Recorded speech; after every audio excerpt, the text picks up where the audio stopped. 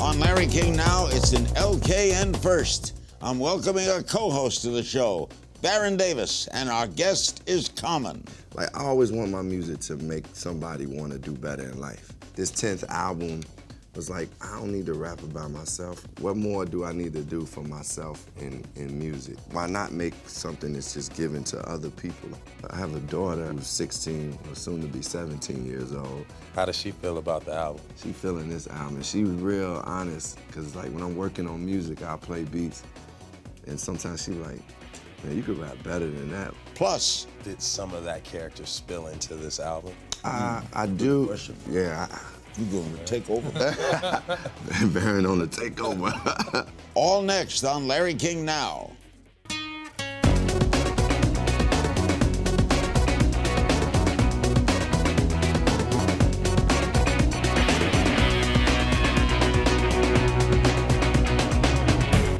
Welcome to Larry King Now. Our special guest is Common, the multi-Grammy award-winning rapper, actor, activist, and author. He's a modern-day Renaissance man. He recently released his 10th studio album, Nobody's Smilin'. It's debuted at #1 on the Billboard R&B and hip-hop albums list. He also stars on AMC's Western drama Hell on Wheels. The 4th season premiered on August 2nd. Also joining me today is another Renaissance man, the NBA veteran, style icon, Esquire Network host, Baron Davis. Baron and I are going to share some hosting duties for the first time ever on Larry King Now. I'm happy to have you both here. Yes, so Baron will be asking, and you two are friends, right? Yeah. Explain the relationship. Coming up, just being a young dude and listening to hip hop and sports going hand in hand. This is one of my favorite artists. So how'd you meet? Well, I remember I was performing at this NBA event. It was like a summer league or all-stars. And Baron, like, I was performing, most of the NBA players weren't really paying attention.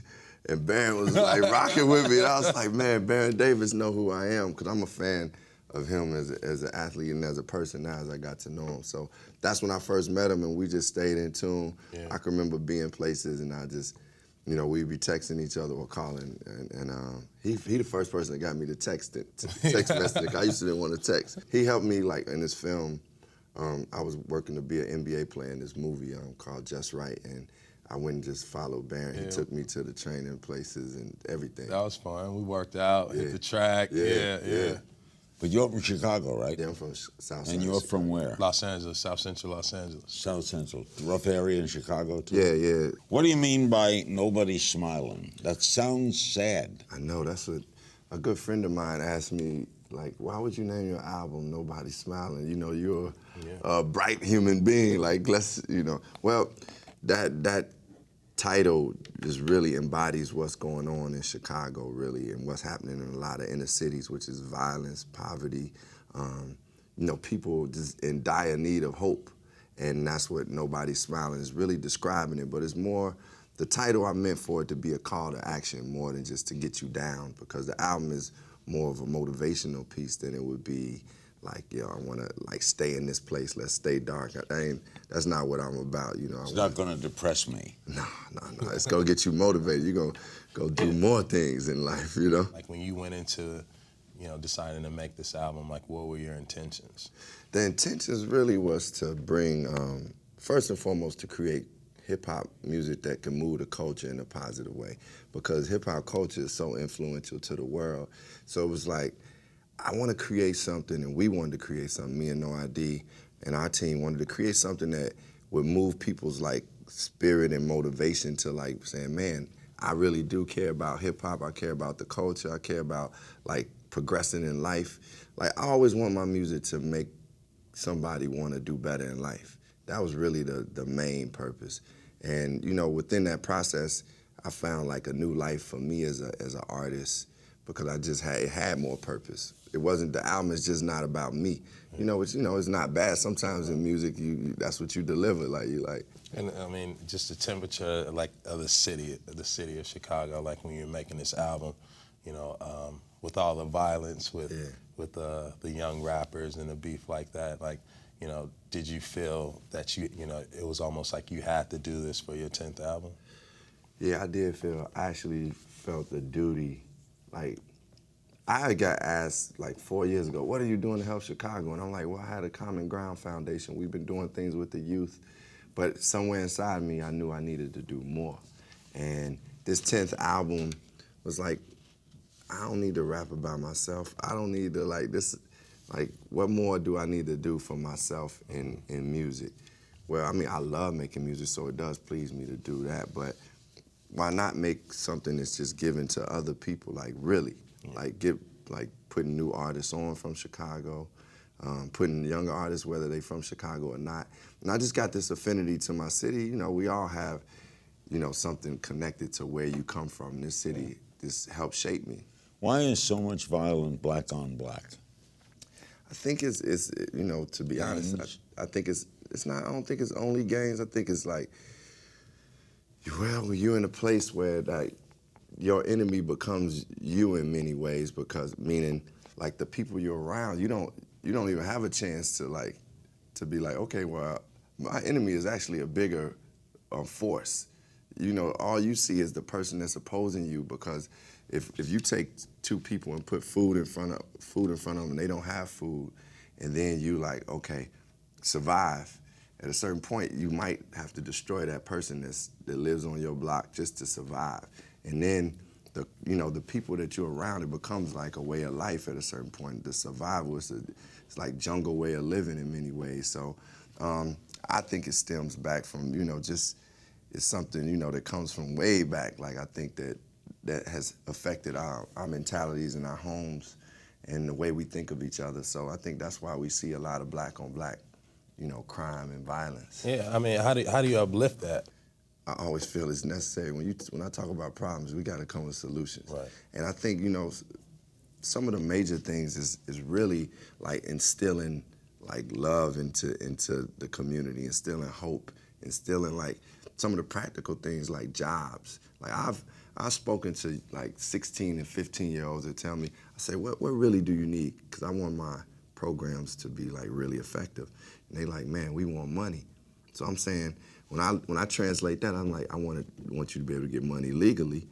Jobs is one of the things that can help. That's a practical thing. When you got a job, when we all got a job, we all feel better about ourselves.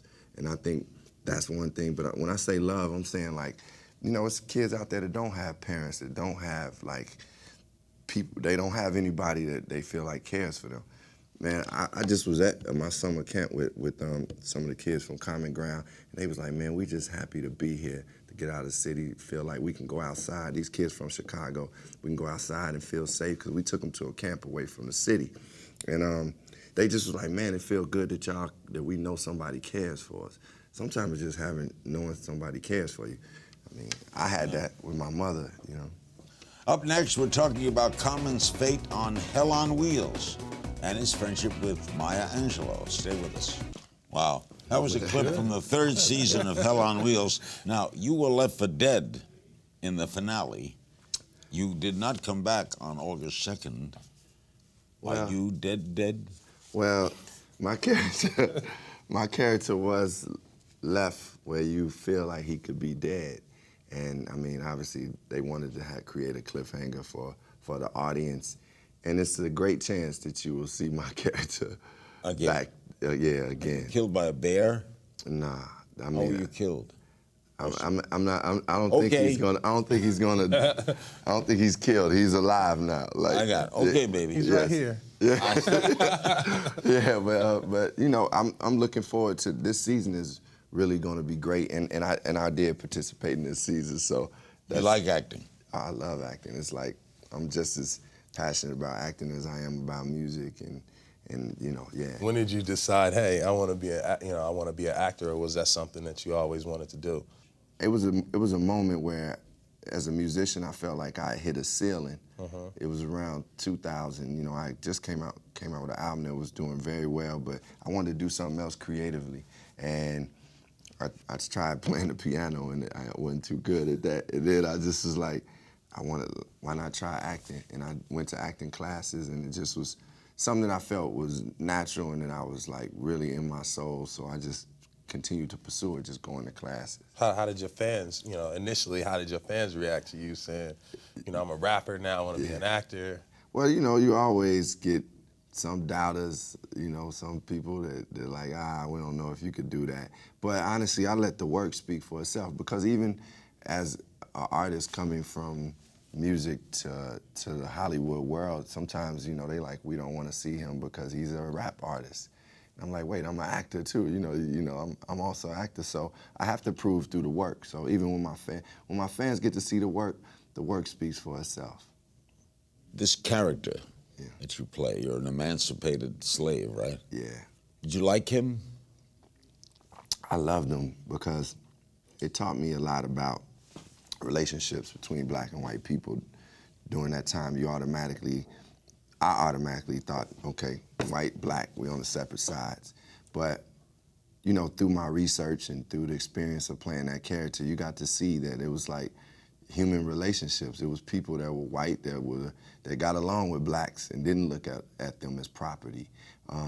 You also got to see a black individual who was a leader, who was like building a family, who loved, because, you know, a lot of times when you see movies that deal with that time period, you see black people, you automatically put in a position of a slave. And then you thinking of them as a slave, where you really don't get to say, wait, this is a human being that wanted a family and like actually loved and got fears, and, you know. So I think the examination of that for me as an actor, and too, just as a person, really made that role fulfilling. In the acting, like in the research and in this character, like did some of that character spill into this album, you think? I do. Question. Yeah. You going to take over? Baron on the takeover. Well, I would have to say that, yeah, it does spill in, because the experiences that you get, you know, just Bring your life to it. Yeah, you bring your life to it, and so yeah. You wrote a memoir. It made the bestseller list. And Maya Angelou called it a magnificent memoir. You were friends? Yes. How'd you know her? I knew her. She was fantastic. She was a wonderful human You never being. know her, Baron? No, I never got a chance to meet her. What a lady. I She wish. was incredible. Like, and she actually did a poem on my last project, my last album called The Dream of the Believer. But I met her. We were doing a benefit together, and before we did the benefit, she wanted to, you know, before she said she would do it, she wanted to meet me, and I went to her home in Harlem. We had a conversation about Paul Robeson, Tupac, and life, and we just became great friends. I would go to her birthday parties, and it was ironic, not ironic, but strange, strange. The day that I was working on a film called Selma, and Oprah Winfrey was, she's producing it, and her first day of filming was the day Dr. Angelou died, and we both were friends. The day before, she was talking to me about how she had just left Dr. Angelou, and Dr. Angelou was happy that we were doing this movie together. And I was saying, man, I'm gonna have to go see Dr. Angelou. And the next day she passed. So, you know, she was somebody that's dear to me. Her spirit is still live on. Her work is incredible. So. And did her work inspire like your memoirs? Well, yeah, I mean, her work actually she was one of the writers I remember as a kid that made me want to write. Like, when I read her stuff, I was like, man, it was something about it. And I didn't know at the time I was going to be a hip-hop artist or just even a writer in general, but I just was like, man, I love this poetry, Still I Rise, and Phenomenal Woman, and I Know Why the Caged Bird Sings. I'm like, just titles in themselves, I was like inspired. So yeah, she influenced me. Coming up, we're talking about the most important women in Common's life and how he balances family with fame. Right after this.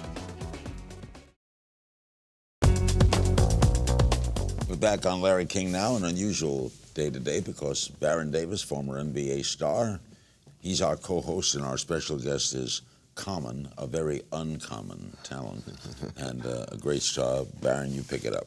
All right, so you were raised by a single mom. You know, like, how was that? And then, you know, your appreciation now for that, whereas when you were younger. Well, I definitely feel like I was blessed and benefited to have like a really powerful and strong mother who was very loving, and also through examples of her being a teacher. She was an educator. She would bring other kids around, and, you know, just she went the extra mile with other people. So it was really a benefit. Like, you know, I didn't, at the time, I wasn't raised with my dad, but we became close later on.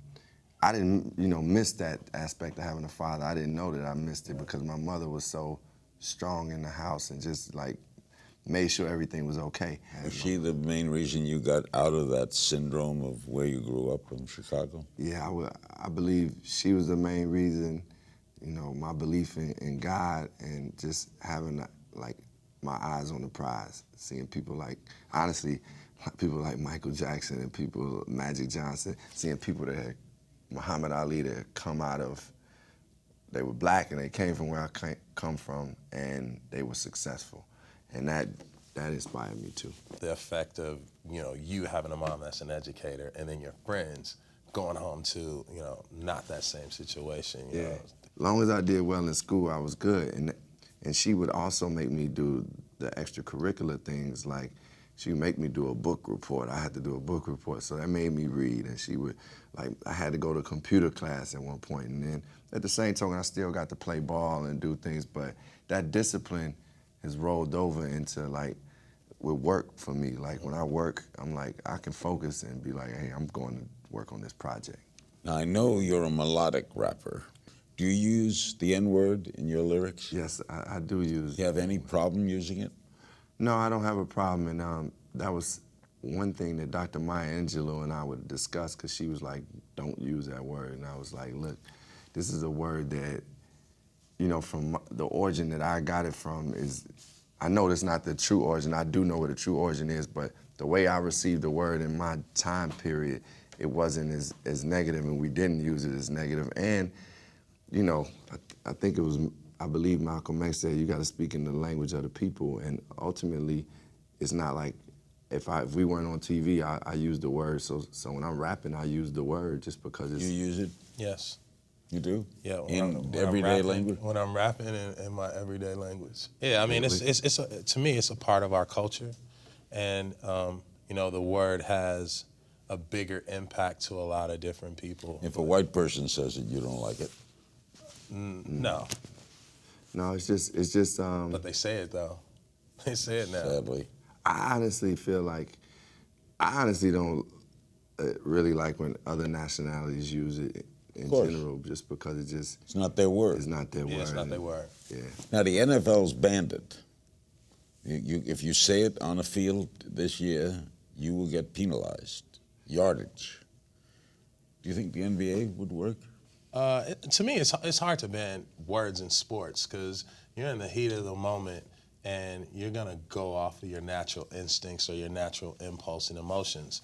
So penalizing somebody for using a phrase that they use in their everyday language is just, you know, you'd be throwing flags all over the place. The game will never, you know, the game will never finish. Yeah, I think, I mean, one reason I watch sports is, especially like whether it's basketball or football, is like, I feel the passion in the sport. You know, some sports I don't watch because it just feels boring to me.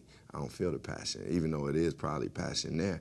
So to limit somebody's expression on the field or on the court, I just don't. I think it's restricting them too much. You know, it's taking away from the emotion of the game. The referees, what are you gonna throw a flag? You know, are you listening or watching? Yeah. You have family? Yeah, I have a daughter. I'm not married, but I had a daughter early on who's 16, well, soon to be 17 years old. She's wanting to go to school to be a lawyer, so she will be going to school to be a lawyer. Close? Yeah, we're very close. And she's, you know, very intelligent, good-hearted young lady, and you know, she helps me with my music now. She's part of the audience that I want to reach. I was gonna ask, how does she feel about the album? She feeling this album. She was real honest, because like when I'm working on music, I'll play beats, and sometimes she be like, man, you could rap better than that. Like, well, them raps is okay, you know, like, or she'd be like, that beat is like too old or whatever, like, you know. So she's very honest, and I think she really got geeked up because, you know, she heard the album and she was feeling it. Then her friends were hitting her up like, yo, this album is good. So. You got a lot of young people on the album. Was that the reason to appeal to that demographic? A lot of times we get separated, like, oh, this is old, this is new, this is West Coast, this is East Coast, this is, you know, this is conscious rap, this is gangster rap, you know, like, it's so many things that we use to separate ourselves. It's like, I wanted to embrace the younger generation and the new artists and say, hey man, I'm here. I care for y'all. I'm like, I see y'all talent, and I want to display it with y'all. Like, so it was a shared energy. I respect that they came on my project and did well. We'll get some social media questions when we come back. We're back with Common. His new album is Nobody Smiling, and you also see him in Hell on Wheels. I know you think he's dead, but he's coming back. And our co-host is the former NBA star, Baron Davis. We have social media questions, but Baron has one first. Yeah, I got a quick question before we get into all that. Now, we know you're a hooper. Yeah. You played a basketball player in a movie, and we saw you at the NBA All-Star Celebrity Game. What happened with Justin Bieber? Okay. Make a long story short, Michael Rappaport was on my team, and he said, do not stick Justin Bieber, because if something happens, they're going to show that highlight all the time, right? So that was in the back of my mind.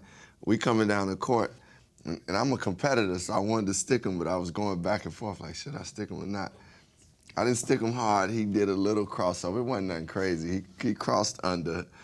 I didn't fall or nothing. He crossed, and then he passed the ball. And it was a highlight on SportsCenter. That wasn't the way I wanted to make SportsCenter, bro.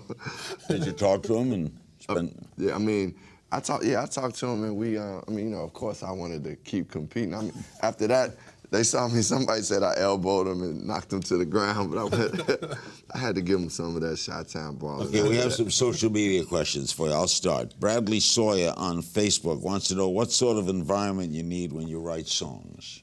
When I write songs, I like to be in my vehicle, in my car, like really? A car riding, yeah. Wait a minute, you're writing and you're I not don't even write, like I write it in my head, like I said. I just like drive. In fact, it's great to be like, I used to drive through Chicago and just like look at the city and just write, like I say beats, I put on the beat and just say the song in my head. So that's the best environment. Usually being alone is good too. Okay, question. Rick Miller Art via Instagram asks, what's the biggest disappointment about hip-hop in the last 10 years?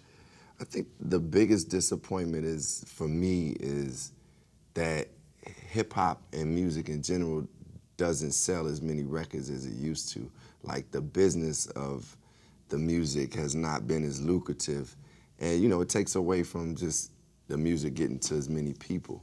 Like, because I just, obviously the internet has had a big effect upon that, and just, I think also just the quality of music at a certain point went down, so people stopped investing in buying whole projects. So that's one of the biggest disappointments. Jesse B. Gill, Instagram, wants to know if we'll ever get to see you play Green Lantern. Oh man, I hope so. That would be a blessing, because I basically was awarded that role in the Justice League in 2008, but the movie fell apart. So, when it fell apart, I didn't get the role. Obviously, the movie didn't go. But if it does go, I would love to be Green Lantern. That'd be sick. That'd be cool. I'll let it watch that. At Kristen Fountain, I'm just beginning to explore the genre. Who should I listen to? Don't want women called hoes, and a good message, please. Who should he listen to?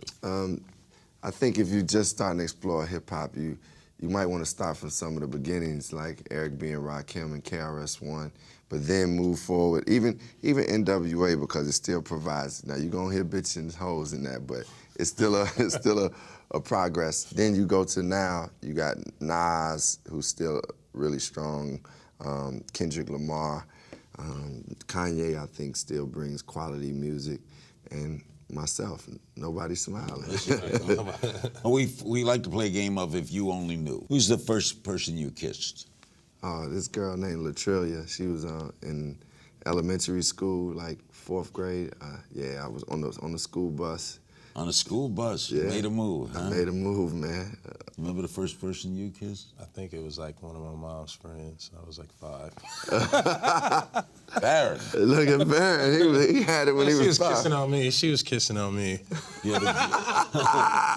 The moment you knew you made it. The moment I knew I made it was when I was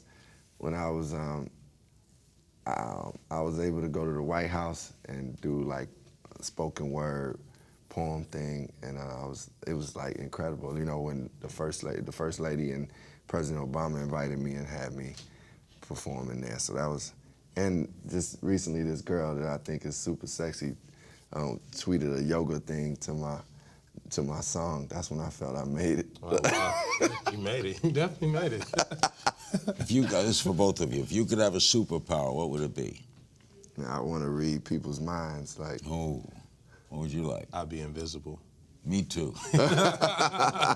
Most people say they like to fly. I'd like to be invisible.